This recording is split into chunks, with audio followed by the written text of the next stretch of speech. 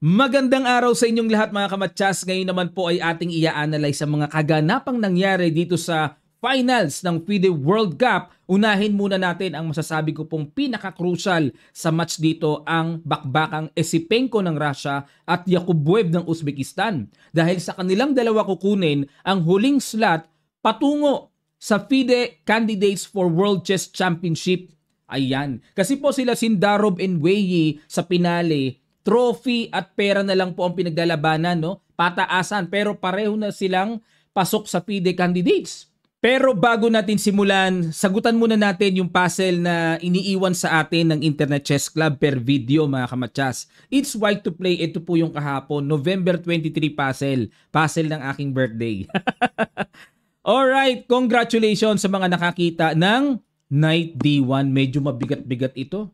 Kasi ito po ay mula sa World Cup Women's Championship eh. Yan oh. Kainin muna yung pawn. Tapos titira ng king dito para di makalapit yung king. Tutulak. Tapos punta ang knight dito. Para ano? Para makatulak yung pawn sa c4. At dito inihinto na ng ICC board. Kasi po pagka pinush, check, imagine niyo double, kakainin yung pawn. Tapos magmamarcha yung connected pass pawns. Walang magagawa ang bishop sa powerful connected marching pass pawns. Yan po ang idea. Itong knight nakaabang talaga yan. Just in case tumulak, talagang huhulihin na yan. And then push. Okay po? So yan ang lesson dito sa endgame na to. Mabigat pero napakaganda ng lesson. At ito naman ang iiwan nating puzzle for today's video. Ayan. Mga kamatsas, sagutan nyo po ito, no? Daily puzzle natin kasi bahagi po ito sa, di ba nagpaparaffle tayo? Yung ating weekly puzzle solver, 50 puzzles ang kailangan. Habang nagsosolve kayo ng daily puzzle, bawas ng bawas yun sa 50 na kailangan nyo doon sa weekly puzzle solver. Dumadagdag po yun automatically doon. Kung saan man kayo mag-solve na mga puzzles, dagdag ng dagdag yun doon sa 50 na kailangan bunuin na matapos ang weekly puzzle solver. Kasi may paraffle tayo, di ba? Ayan. So, cut off na po ang registration ng raffle natin mamaya pong gabi ang ating live streaming, ano? At doon natin ira-raffle yung matinding nag-entry po na mga nakakuha ng task ngayong linggong to. Ayan. Pero ngayon po, ang iiwan ko pong pang-raffle sa inyo, ito po mga kamatsas, for next week naman po na live streaming natin. Cut off natin hanggang Sunday na lang. Kasi tuwing Monday, nagde-replenish po yung missions eh. Click ko ang missions. Okay. Ito po ang inyong bubunuin. Dadagdagan ko na po kasi dinagdagan ko naman ang papremyo natin sa raffles eh. Kailangan nyo pong tapusin itong bot masters. Kailangan makasampung laro kayo sa computer, yung mga bot masters. Kalaban nyo, aso, iba-iba itsura nung bot dito eh. Ang cute. Ayan. Kahit manalo matalo, basta makasampung laro ka, tapusin mo lang. Tapos itong duelist, 5 tao lang ang makalaro mo, puno na yan. Okay, 3 missions ang pupunuin natin. Weekly puzzle solver, duelist, at bot master. Tapos screenshot nyo, isend nyo pala dito sa Google Form. Huwag nyo nang isend sa Kamatsas Messenger ha. Sa Google Form, naglagay na po ako. Kailangan lang ng konting impormasyon. Send nyo po, naka-private yun, walang makakaalam. Ako lang po makakakita. Just in case manalo kayo and any other info na kayo ang makakaklaim ng papremyo natin. Ano papremyo natin? Ito po, 5 100 pesos GCash, isang 500 GCash, and then 1,000 GCash. Next Tuesday po yon mga kamatsas. Ang cut-off ng entry natin hanggang Sunday lang ha. Kasi yung Monday, kapag napuno mo yan, mawawala uli yan, mag-replenish yan, mapapalitan.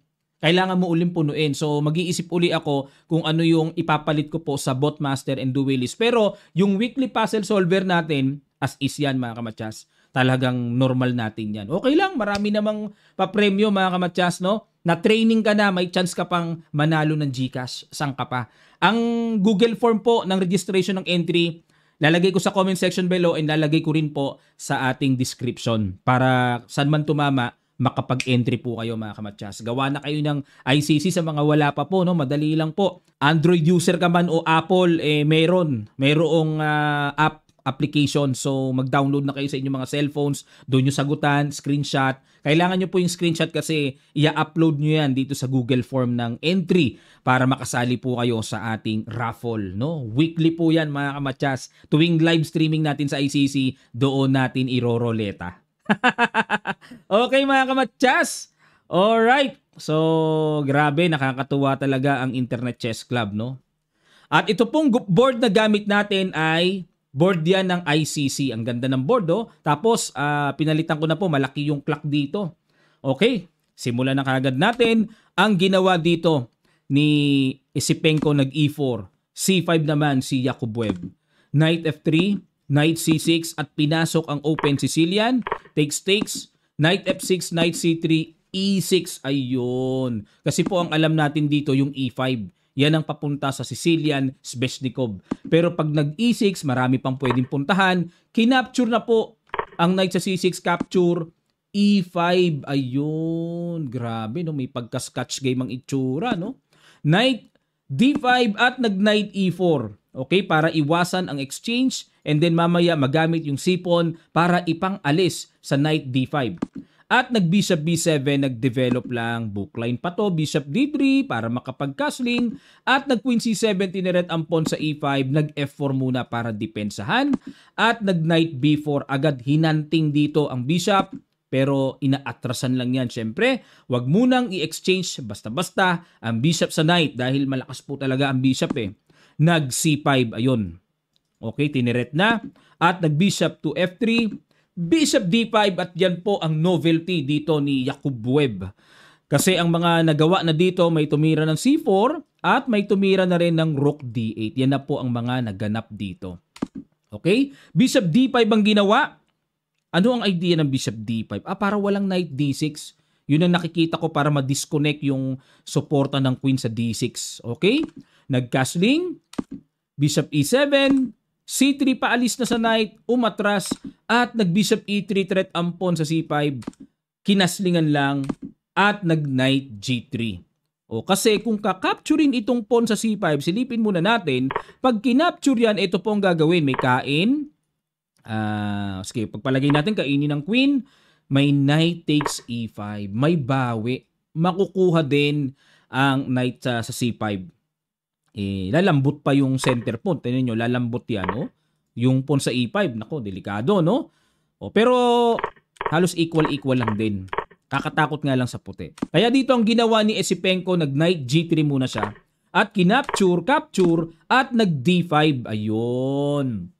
Okay, parang French defense pawn structure sa sentro. At kinapture, capture, nag-F5. Talagang binomba na ni Esipenko.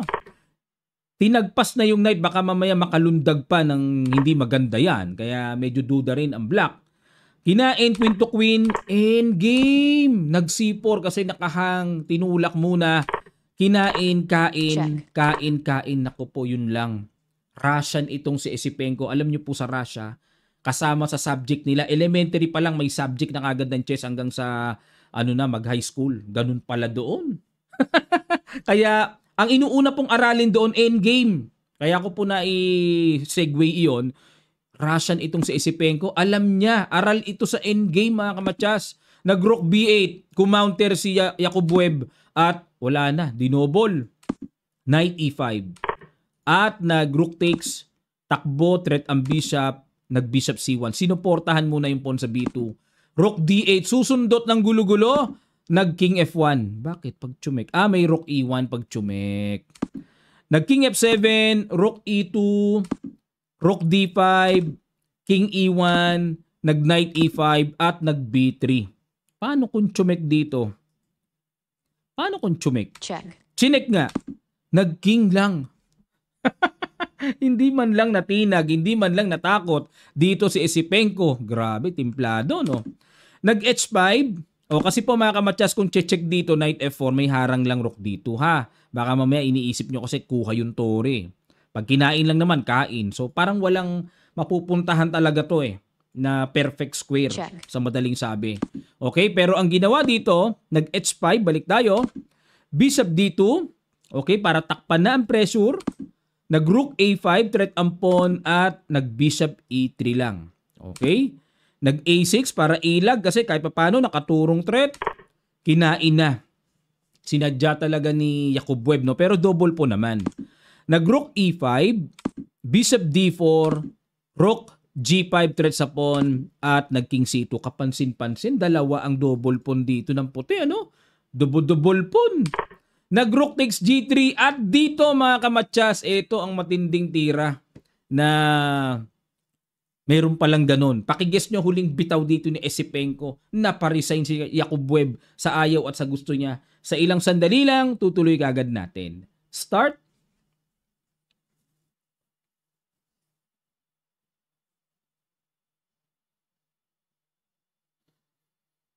Maraming salamat po mga kamatsas. Napa-resign oh.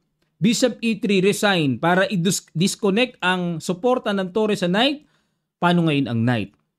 Kaya nag-resign kasi pag tumakbo sa E5 may Bishop F4. Double. Laglag ang Torre o kaya ang Knight. Laglag din ang Knight. At ni-resign na ni Yakubwev. Tabla na lang po ang kailangan ni Esipenko sa second game. Si Esipenko na ang huling upuan para sa FIDE candidates. Okay, pero pag nanalo dito si Yakubwev, tiebreaker, rapid games pa mga kamatsas. Yan ang kondisyon dito. Okay, so lipat tayo ngayon sa bakbakan naman ng championship, Sindarov and Weyi. Bago natin simulang i-analyze ang bakbakang ito, tuloy-tuloy po ngayon ang Kamatyas Friday Night Online Tournament natin, registration. Baka gusto nyo pong subukan, marami pong sumasali, ang link ay nasa comment section below, madali pong mag-join, kayang-kaya, naka-Google form lang po, i-fill out nyo lang, makakapasok na kayo sa Liches platform, yun ang ginagamit natin pang Swiss Grand Prix Tournament mga kamatyas. Linggo-linggo po ito every Friday night. Sana makasuporta po kayo para tuloy-tuloy din ang programa natin dito sa Kamatyas Online Tournaments. Okay, ang ginawa dito ni Sindarov nag-E4. E5 naman si Weyi, Knight F3 at tinirahan ng tinatawag na Petrov defense. Nag-D4, ayan. Pero dito ang main line talaga mga kamatyas na palagian, yung kumakapture dyan tapos aatras, saka kakapture dito, D4, D5. Yan ang main line. Yan para po sa inyong kaalaman. Yan ang madalas nangyayari dito sa Petrov. Pero dito, ang ginawa, nag-D4 lang. Si Sindarov pinili niya ang second line at kinagat na dito ang pawn sa E4. Bishop D3, atake muna. Nag-D5, sinuportahan. Knight takes E5 at agad-agad naman talagang dapat tanggalin yung knight sa E5 na yan. Yan talaga ang theory, yan ang bookline para man-neutralize kagad ang nakapasok na makapagbibigay ng komplikasyon. At nag-castling lang, kinapture na, takes, knight C5, threat sa bishop, F4. This time, handa ang puti na ibigay po ang bishop pero nakaporma na. Magpo-pawn march siya, naku, magpo-pawn storm kagad yan sa sentro para atakihin kagad ang black king. Kinapture na ang bishop, takes, at nag-G6 para mahinto ang F5. Yan po talaga. And then makatira din mamaya ng timing na bishop F5.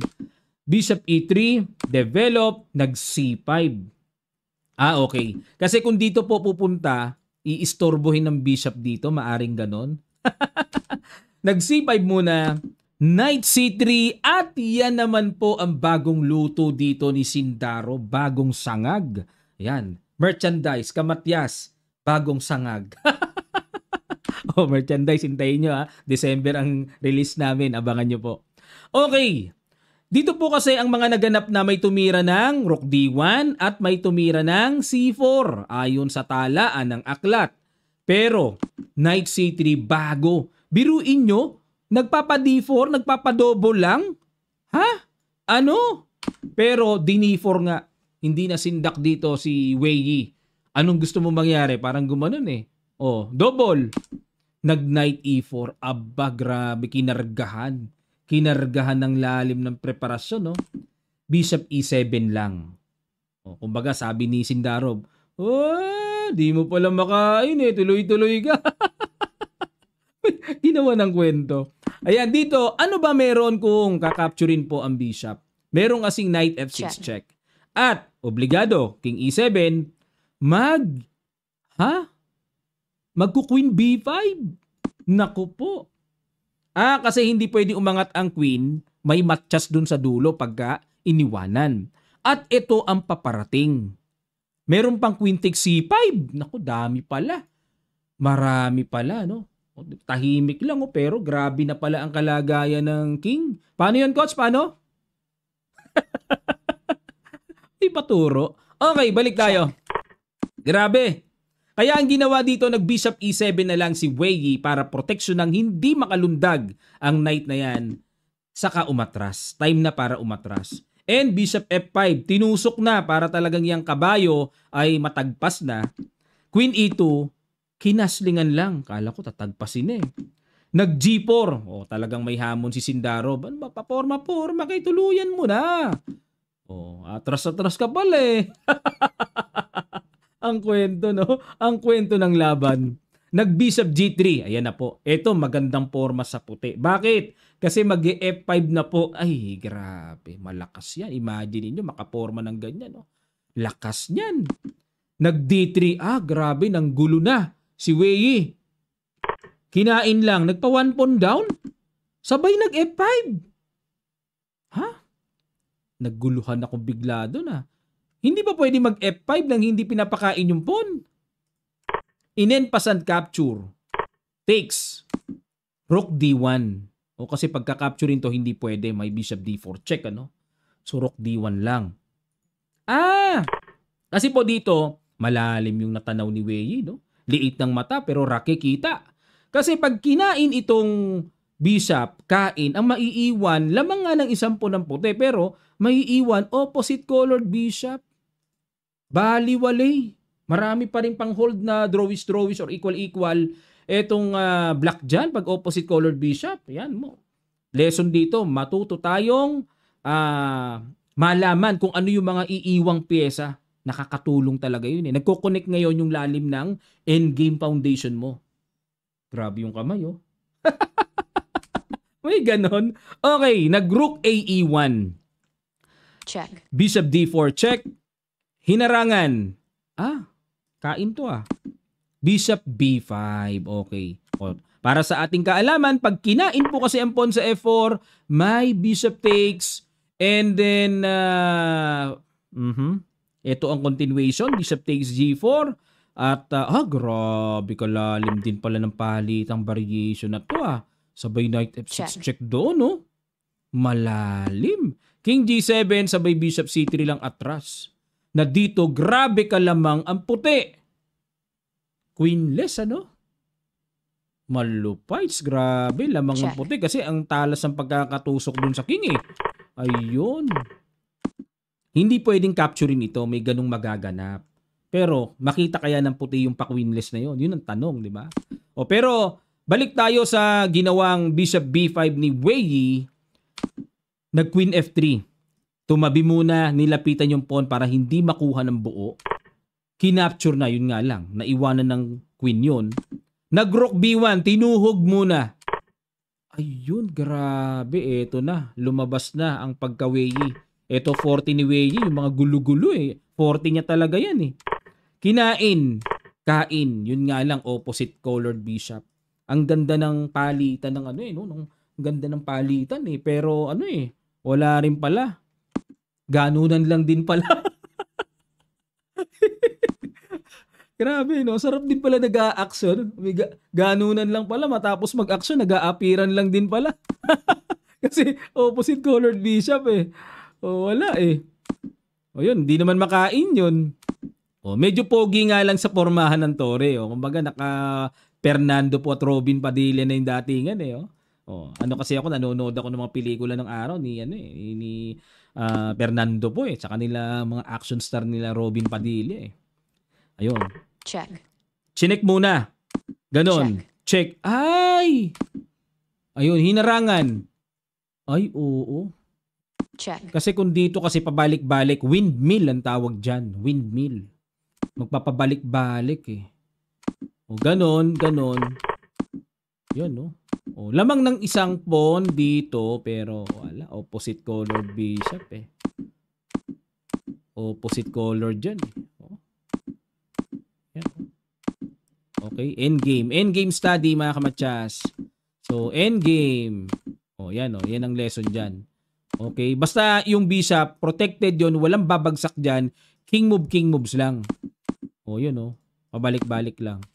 Yun, hindi makain to kasi nakaturo na doon at naunawaan ng isa't isa, lalo na ni Wiggy kahit lamang siyang isang pawn, tabla mga kamatsas.